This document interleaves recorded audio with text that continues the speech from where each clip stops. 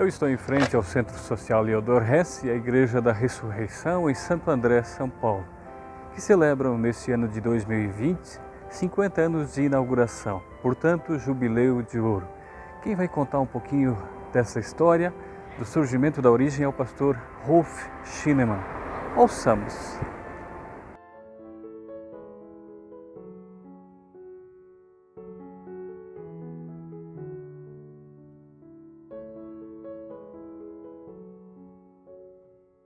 A preocupação social e diaconal desperta e ganha um interesse em meados da década de 60, a partir da atuação do pastor Ulrich Fischer na região do ABCD. Uma vez tendo congregado um número significativo de membros na região e vendo a necessidade de envolver estes membros numa proposta comum, foi elaborado um projeto de grande envergadura. A revolução no trabalho e na vida da Igreja de São Paulo começou quando as lideranças e os membros se tornaram gradativamente conscientes de que estão numa sociedade abalada por enormes problemas sociais. Refletia-se a partir da situação e se perguntava: até que ponto a esmola não despersonaliza ao pedinte? Como se transforma a necessidade de uma sociedade pré-industrial na direção de uma sociedade industrial? O que é um ser humano socialmente ameaçado numa grande cidade? Como podemos transformá-lo em um ser socialmente seguro? Esses questionamentos partiam do reconhecimento de que a ação social da Igreja, ela corresponde à urgência, ao mandamento da hora e do momento. Ela faz parte da realização concreta do Evangelho, do amor de Deus a todos os seres humanos. Dizia o pastor Ulrich Fischer: assim, uma comunidade cristã em uma metrópole só encontra justificativa de existência se ela se declara solidária com a cidade e os seus habitantes. Caso contrário, ela se torna uma seita inoperante voltada sobre si mesma. Após constatar que as inúmeras organizações e instituições sociais da cidade somente perpetuam a dor e a miséria porque não avançam no ataque às causas da injustiça, desenvolveu-se um programa de atuação com novas feições. Sua tarefa consistia em elucidar ao ser humano em miséria a sua situação, refletir com ele e, em conjunto, encontrar um caminho para a ajuda, considerando suas próprias forças e possibilidades.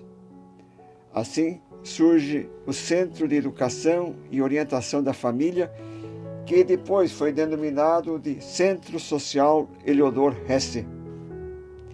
Recebeu esse nome em homenagem a um dos primeiros luteranos a pisar em terras paulistas em 1550. Filho do humanista Helios Riobanus Ressus, um amigo de Martim Lutero e que foi escrivão de uma família em São Vicente, São Paulo. A iniciativa trouxe consigo um enorme esforço para justificar o empreendimento junto a organismos e agências internacionais, porque o valor da obra, que também incluía a construção de uma igreja, era um valor estonteante.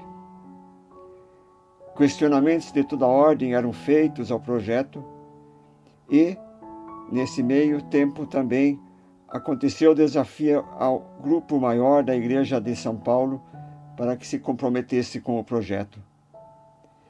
Foram envolvidos em sua execução as organizações Pão para o Mundo, Obra Gustavo Adolfo, Martin Luther Verein, comunidades e grupos da Alemanha, assim como a própria comunidade local, que contribuiu significativamente, reunindo fundos necessários para a aquisição de terreno e também dos equipamentos para as instalações. Sob os auspícios da Federação Luterana Mundial, foi cedida uma assistente social para proceder a um estudo sobre a situação social das metrópoles brasileiras, concentrando a sua atuação na região industrial de São Paulo. Os contatos ecumênicos permitiram o apoio do Serviço de Orientação à Família na pessoa de sua coordenadora Letícia Borges Costa. A temática do planejamento familiar havia merecido um acalorado debate nos periódicos da época.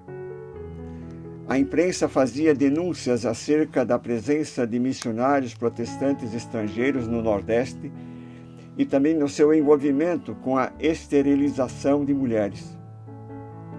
Além disso, havia sido criada, com a ajuda da USAID, United States Agency for International Development, a Sociedade para o Bem-Estar da Família, BENFAM, que desenvolvia um programa de controle de natalidade mediante a distribuição de pílulas anticoncepcionais às mulheres pobres. Diante desta polêmica, propõe-se um trabalho mais abrangente em que um amplo planejamento familiar seja acompanhado por assistência médica e psicológica. Quer-se superar a mentalidade promotora de institutos de mendicância. No fundo, tinha-se como proposta a integração dos migrantes vindos de uma estrutura rural feudal para a vida pluralista da sociedade industrial. O lançamento da pedra fundamental ocorreu no dia 27 de outubro de 1968, com a presença de autoridades eclesiásticas do Brasil e do exterior. A inauguração tem lugar no dia 12 de julho de 1970. A administração do trabalho foi confiada à Ordem Auxiliadora das Senhoras Evangélicas, OASE, pessoa jurídica com localização em São Paulo.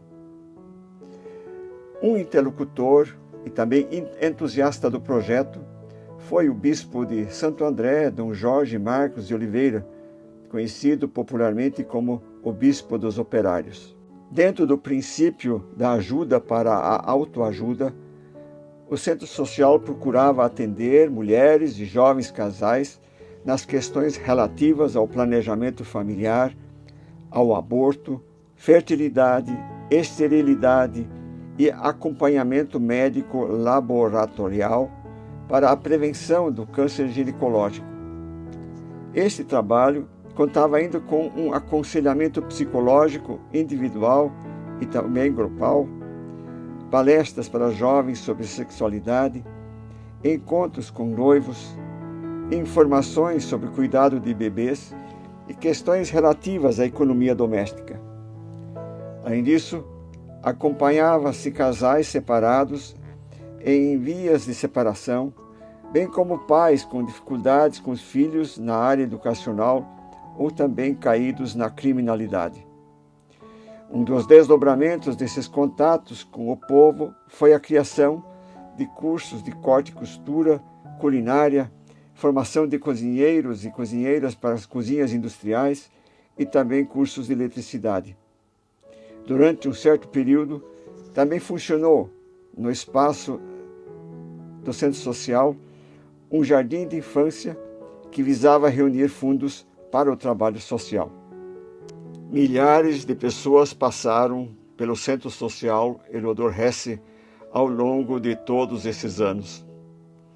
Os seus profissionais foram solicitados para inúmeras assessorias nos bairros das cidades alcançadas pelo trabalho. No final da década de 80, o trabalho médico ambulatorial entra em crise, tendo sido necessária uma profunda avaliação acerca do sentido e também da continuidade do trabalho. No entanto, deve ser ressaltado que se tratou de um trabalho pioneiro na região e este trabalho precisou enfrentar preconceitos e incompreensões tanto de autoridades públicas quanto eclesiásticas. Em termos financeiros, esse trabalho conseguiu sobreviver ao longo de tantos anos, graças aos donativos vindos de empresas da região, como também de círculos de amigos do exterior. Pode parecer triunfalismo, mas as palavras do idealizador, pastor Uli Fischer, correspondem à realidade. Assim ele se expressa: pessoas encontram acolhida no anonimato da metrópole.